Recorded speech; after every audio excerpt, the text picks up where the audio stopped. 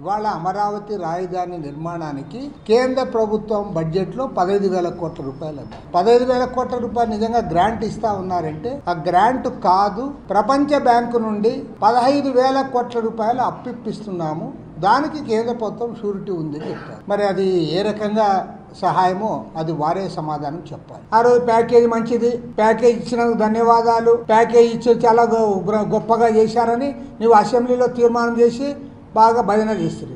తర్వాత మళ్ళీ మీరే అడ్డం తిరుగుతుంది, ప్రత్యేక హోదా కావాలి, ప్యాకేజీ వల్ల మాకేం జరగలేదని. ఇప్పుడు సేమ్ మళ్ళీ అదే తప్పు చేస్తాను. లేకపోతే రాజధానికి వాళ్ళు లోన్ ఇప్పిస్తే దాన్ని గొప్పగా మీరు చెప్పుకోవడం ఏమిటి? నాకు అర్థమే కాలే.